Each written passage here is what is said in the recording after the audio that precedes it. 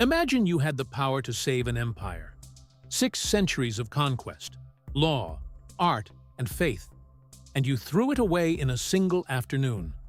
Not on the battlefield, not under siege, in a room, around a table, with a pen. That is the story of the Ottoman Empire's final hours. And it begins not with a bang, but with a whisper.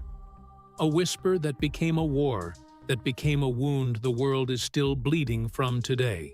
For 600 years, the Ottoman Empire was the most enduring political structure the world had ever seen.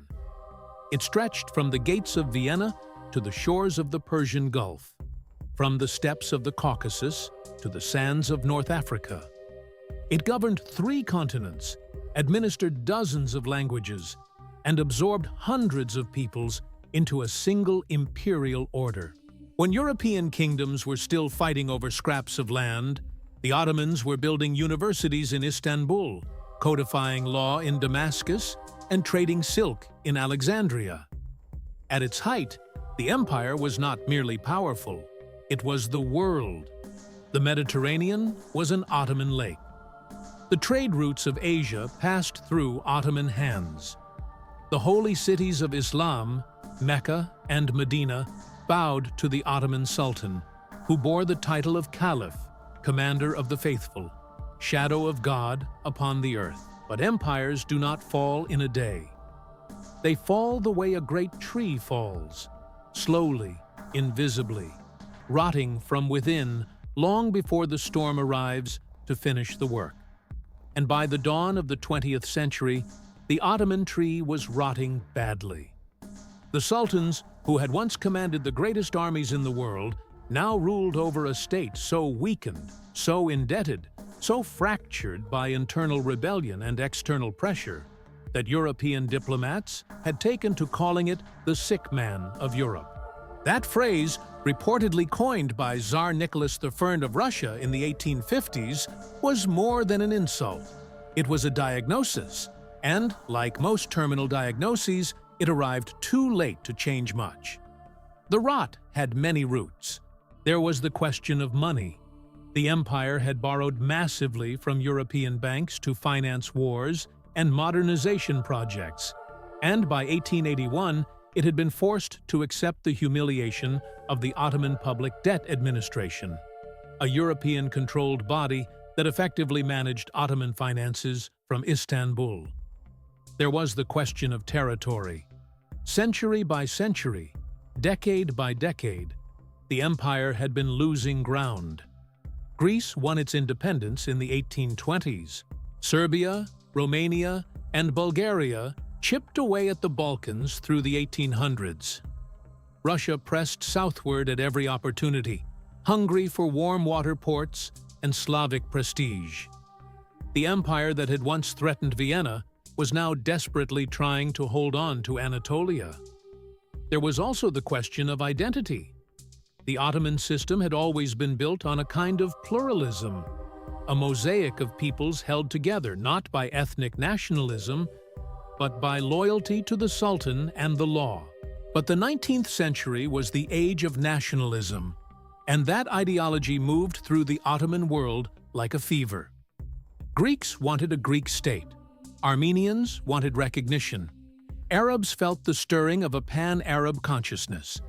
And within the Turkish heartland itself, a generation of reformers and military officers had grown up deeply frustrated with the old order, convinced that only radical transformation could save what remained.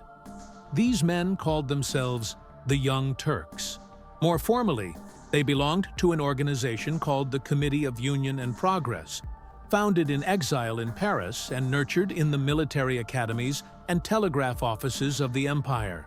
They were young, they were educated, many of them had studied in Europe and returned home burning with ideas. Constitutionalism, nationalism, positivism, the belief that rational government and modern science could rescue a civilization from the abyss. In 1908, they made their move. A revolution, largely bloodless, electric with popular enthusiasm, swept the old absolutism away. Sultan Abdul Hamid II, who had ruled with an iron hand for over 30 years, was forced to restore the constitution. The people danced in the streets of Istanbul. Muslims, Christians, Jews embraced one another in public squares. It seemed, for a brief and intoxicating moment, that the empire might actually survive, that something new might be born from something ancient. But the euphoria did not last. It rarely does. The Young Turks discovered very quickly that governing was harder than revolutionizing. The empire was still hemorrhaging territory. In 1911, Italy invaded the Ottoman province of Libya, one of the last African possessions, and the Ottomans, lacking the resources to fight effectively, lost it within a year. Then came the catastrophe of the Balkan Wars. In 1912 and 1913, a coalition of Bulgaria, Serbia, Greece, and Montenegro fell upon the Ottoman Balkans with devastating speed. Within months, the empire lost nearly all of its remaining European territory. Lands that had been Ottoman for 5 centuries, lands containing the empire's most prosperous cities, most fertile farmlands, most educated populations. Istanbul itself was nearly taken. The shock was profound. Hundreds of thousands of Muslim refugees poured into Anatolia, traumatized, displaced, carrying nothing but their grief. For the men of the Committee of Union and Progress, and especially for the 3 men who would come to dominate it, Enver Pasha, Talat Pasha, and Cemal Pasha, the so-called 3 Pashas, the Balkan catastrophe was not just a military defeat. It was an existential lesson. The message they drew from it was brutal and clear. The old pluralism was dead. The empire could not survive by trying to hold together a dozen nationalities in a single embrace. What was needed now was unity, Turkish unity, and the power to defend it. And that power could only come from alignment with a great European power. The question was, which one? This is where the story turns. This is where the decision begins to take shape. Not yet made, not yet irreversible, but approaching with the slow inevitability of a tide that no one seems to notice until the water is already around their ankles. In the years before 1914, the Ottoman government engaged in a frantic diplomatic courtship of the European powers. The natural partner, in many ways, seemed to be Britain. The British had long been invested in Ottoman survival as a bulwark against Russian expansion. They had fought alongside the Ottomans in the Crimean War. British officers had trained Ottoman soldiers. British capital had built Ottoman railways, but the relationship had soured. The British were increasingly aligned with Russia through the Entente Cordiale and its extensions. British public opinion, shaped by decades of reports about Ottoman atrocities against Christian minorities, the Bulgarian horrors, the Hamidian massacres of Armenians, was hostile. When Ottoman envoys approached London seeking an alliance in the years before the war, they were met with polite indifference. Britain did not want to be drawn into the Ottoman labyrinth. France was similarly cool. And so the eyes of the 3 Pashas turned eastward, toward Germany. This was not, on its face, an unreasonable alignment. Germany was the rising power of Europe, dynamic and industrial and militarily formidable. German officers had already been seconding to the Ottoman army for years. A German general, Otto Liman von Sanders, commanded a key Ottoman army corps stationed in Istanbul. German banks and German engineering firms were deep in Ottoman infrastructure. The famous Berlin to Baghdad Railway was a German project, a steel thread meant to stitch Mittel Europa to the Persian Gulf. Enver Pasha, the most energetic and dangerous of the 3 Pashas, had served as a military attaché in Berlin and adored German military culture with the intensity of a convert. And so, in the summer of 1914, as Europe sleepwalked toward the most devastating war in its history, The Ottoman government began secret negotiations with Germany. The timing was everything. The assassination of Archduke Franz Ferdinand in Sarajevo in June set off a chain reaction that none of the participants fully understood or controlled. Austria-Hungary issued ultimatums. Russia mobilized. Germany declared war on France and Russia. Britain entered the war when Germany violated Belgian neutrality. Within 6 weeks of a single gunshot in Sarajevo, the great powers of Europe were locked in a war that would kill millions. And the Ottomans? They watched. They hesitated. They calculated. And then, on the 2nd of August, 1914, while the guns of the Western Front had not yet fired their first full salvo, they signed a secret alliance with Germany. Let that moment settle. The 2nd of August, 1914. A room in Istanbul. A document passed across a table. A signature applied to paper. To the outside world, the Ottoman Empire declared its neutrality. But in secret, it had already chosen its side. And it had chosen the side that would lose. The man most responsible for this choice was Enver Pasha. He was 32 years old. He was handsome in the manner of a military poster. Trim mustache, sharp uniform, a quality of self-certainty so intense it could be mistaken for charisma. He was also reckless, vain, and possessed of a grandiose vision in which he himself would lead a pan-Turkic empire stretching from Istanbul to Central Asia, uniting all the Turkic peoples of the world under a single banner. This dream was not shared by all of his colleagues. Talat Pasha was more pragmatic, more cautious. Cemal Pasha had his own ambitions, focused on the Arab provinces. But Enver's energy and daring gave him an outsized influence over the direction of events, and in the crucial weeks of August 1914, it was his voice that pushed hardest for the German alignment. He was aided, unwittingly, by the British themselves. In the summer of 1914, the Ottoman Navy had commissioned 2 dreadnought battleships being built in British shipyards, the Sultan Osman Thurfirm and the Reshadiye. These were not mere weapons, they were symbols. The ships had been paid for partly through public subscription. Ottoman school children donated coins, women sold their jewelry, farmers contributed their savings. The ships represented the hope of Ottoman naval power, the possibility of challenging Russian dominance in the Black Sea, the pride of a civilization trying to modernize itself. When war broke out, Britain seized both ships without compensation and incorporated them into the Royal Navy. The outrage in Istanbul was volcanic. In one gesture, Britain had handed Germany a propaganda victory of incalculable value. Germany moved quickly to exploit it. 2 German warships, the Goeben and the Breslau, were in the Mediterranean when the war began, pursued by British naval forces. They slipped through the Dardanelles, entered Ottoman waters, and were then formally transferred to the Ottoman Navy, renamed the Yavuz Sultan Selim and the Midilli, given Ottoman flags, fitted with fezzes for their German crews.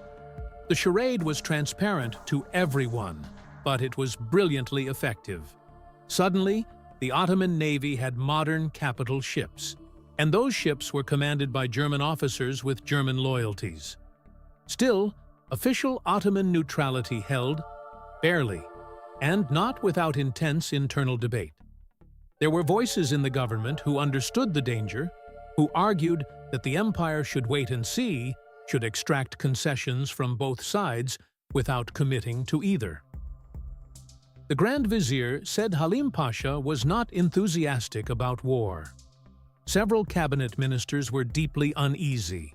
Even some within the Committee of Union and Progress understood that the empire's survival might depend on staying out of a conflict whose outcome was far from certain.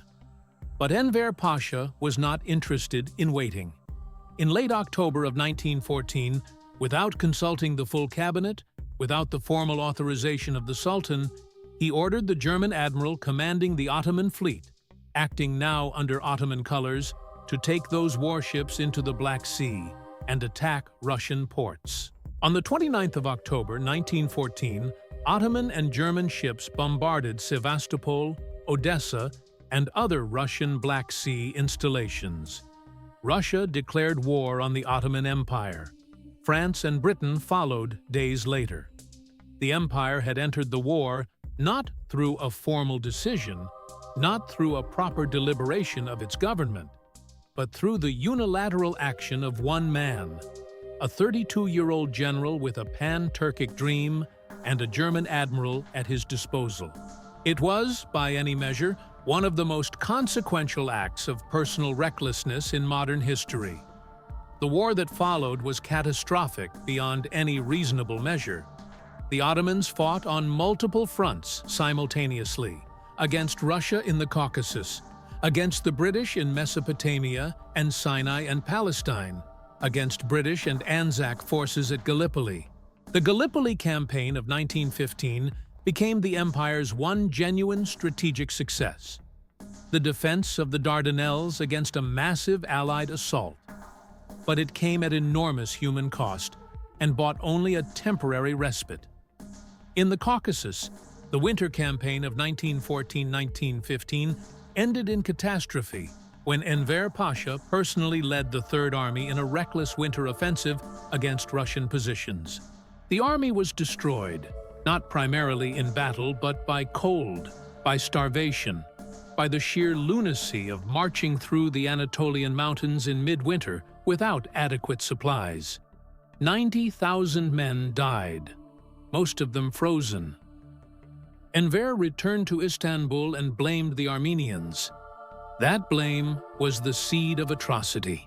In 1915, the Ottoman government ordered the deportation of the Armenian population from Anatolia, a decision that resulted in mass murder on a scale that haunts the memory of nations to this day.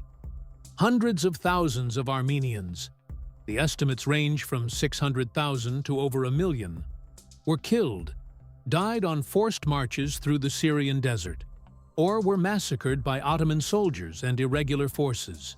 The genocide was not the product of a single order, but of a machinery of destruction put in motion by men who had decided, in the extremity of war and ethnic panic, that minorities could not be trusted, and that the Anatolian heartland must be ethnically cleansed for the sake of Turkish survival. Whatever military justification was offered, the truth was that the Armenian population posed no credible military threat. What was destroyed was an ancient civilization, Christian, cultured, mercantile, as Ottoman as any other people of the empire, and completely innocent of the accusations leveled against them. The world was at war and could not stop it. But it saw, and it remembered. By 1917, the war was grinding toward its inevitable conclusion for the Ottomans. British forces under General Allenby had driven north through Palestine, capturing Jerusalem in December of 1917, a moment of immense symbolic weight, the first time the Holy City had changed hands in centuries.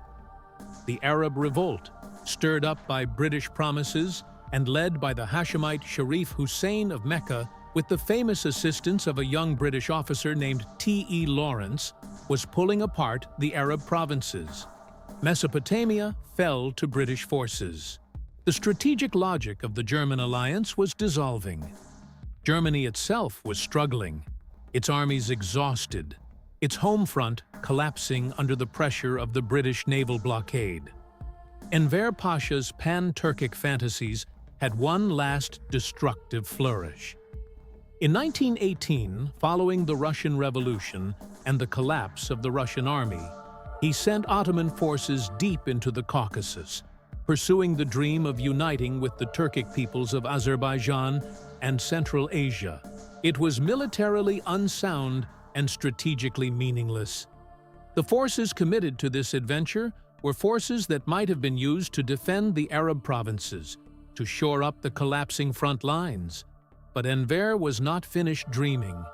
Even as the empire crumbled, he was still chasing horizons.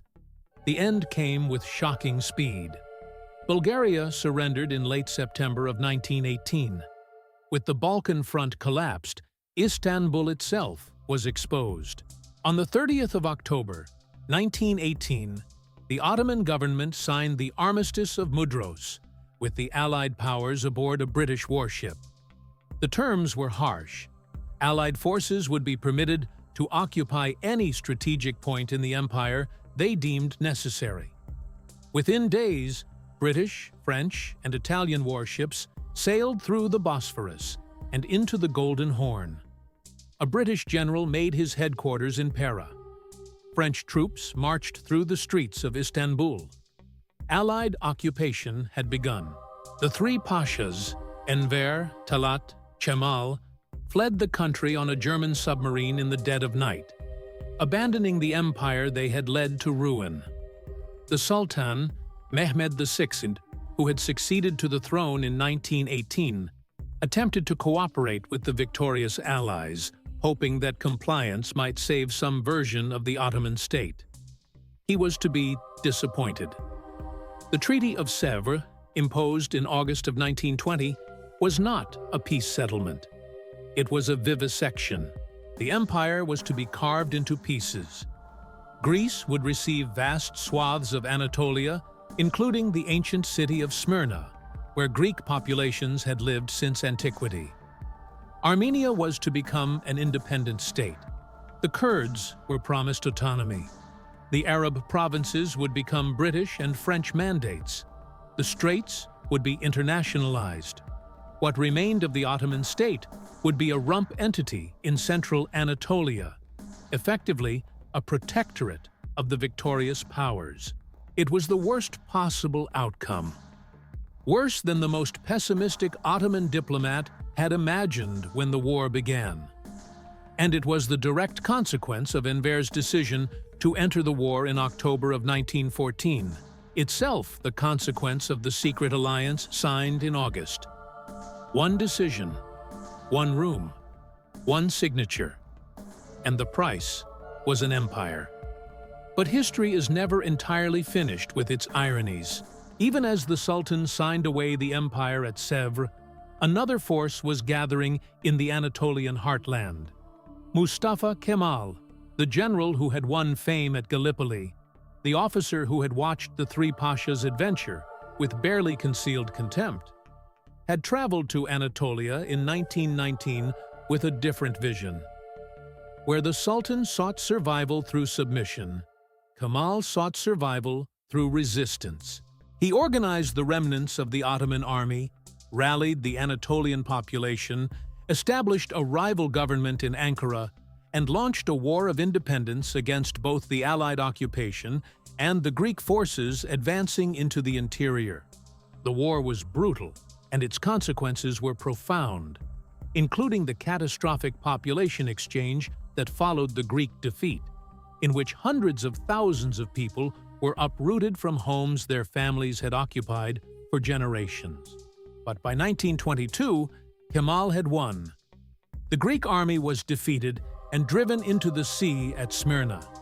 The Treaty of Lausanne, signed in 1923, replaced the humiliating Sèvres and gave international recognition to the Republic of Turkey, a new nation built on the ruins of the empire, defined by ethnicity and language rather than by the old pluralism of the Sultanate. On the 1st of November, 1922, Mustafa Kemal's government formally abolished the Sultanate.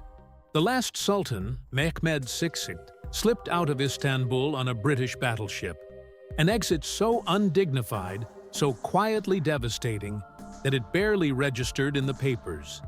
He went to Malta, then to San Remo, then to other stops in a long European exile, and died in 1926 in a hotel room in San Remo. The caliphate lingered for another 2 years before it too was abolished, in March of 1924.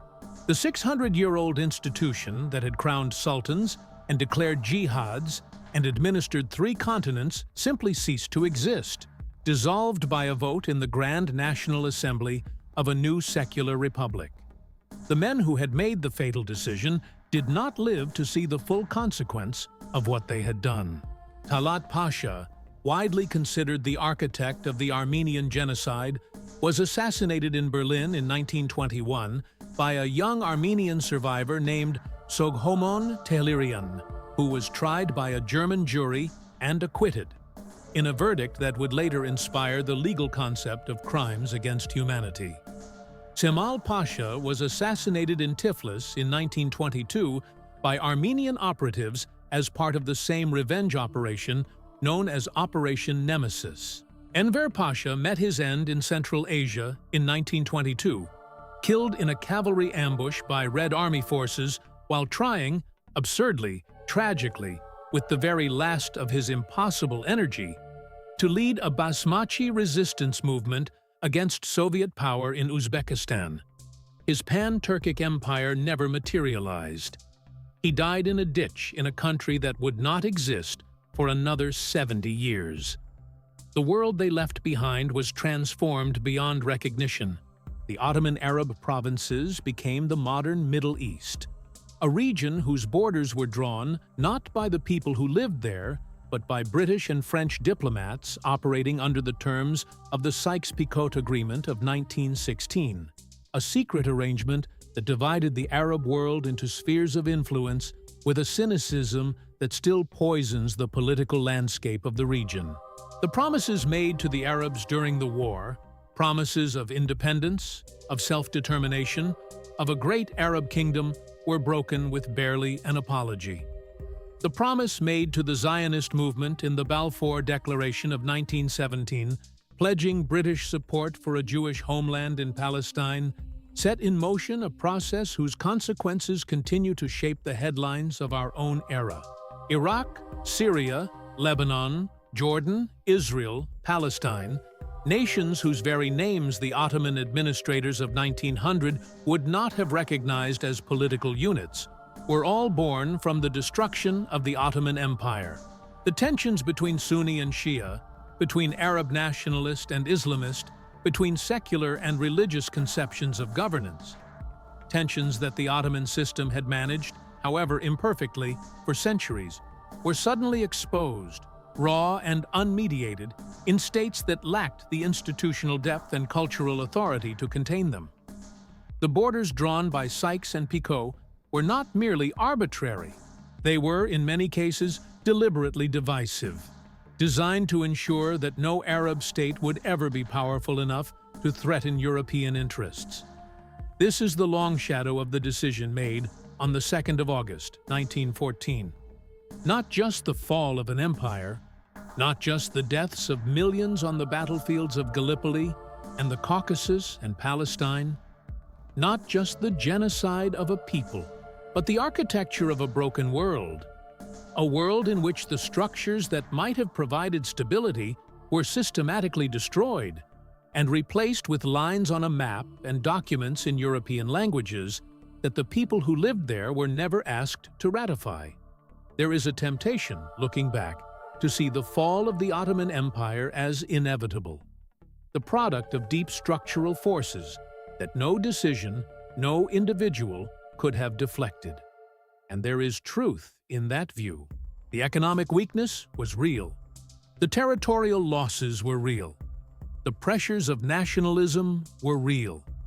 The military gap between Ottoman and European power was real and growing. An empire that had survived by balance and flexibility was being ground down by forces that demanded clarity and consolidation. Perhaps it would have fallen regardless of what Enver Pasha decided in August of 1914. But perhaps not in the way it fell. Perhaps not so completely, so violently, so catastrophically. Perhaps without the genocide. Perhaps without the Sykes-Picot lines.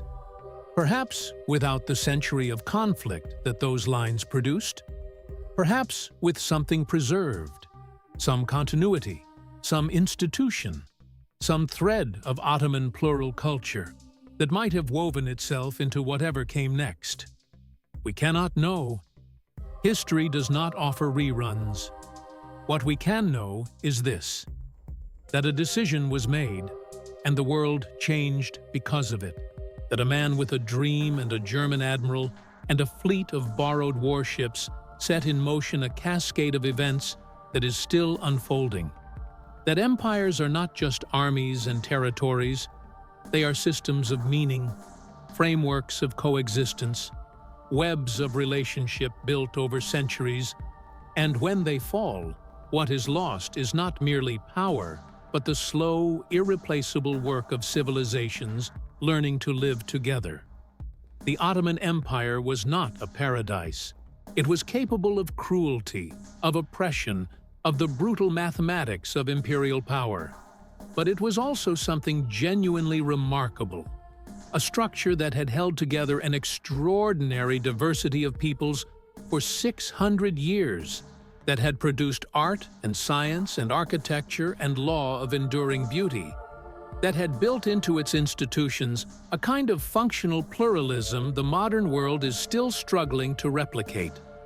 When it ended, something was lost that we are still trying to name. Stand at the Bosphorus today, where the waters of Europe and Asia meet, where the minarets of Sinan's mosques still pierce the Istanbul sky, where the old palace of Topkapi looks out over the strait that sultans once commanded, and feel the weight of what passed here. 6 centuries, 40 sultans, 3 continents, and then, in a room on a summer's day, a pen moving across paper, the shadow of God departing the earth, and the long, difficult, unfinished work of whatever comes after. If the rise and fall of civilization speaks to something in you, if the decisions that shape centuries, the men who made them, and the worlds those decisions destroyed and created feel like stories worth knowing, then stay close. There are more empires to trace, more turning points to witness, more moments where a single choice divided history into before and after. Every story we tell here is a window into how the world became what it is. And perhaps, if we look closely enough, a map of where it might yet go.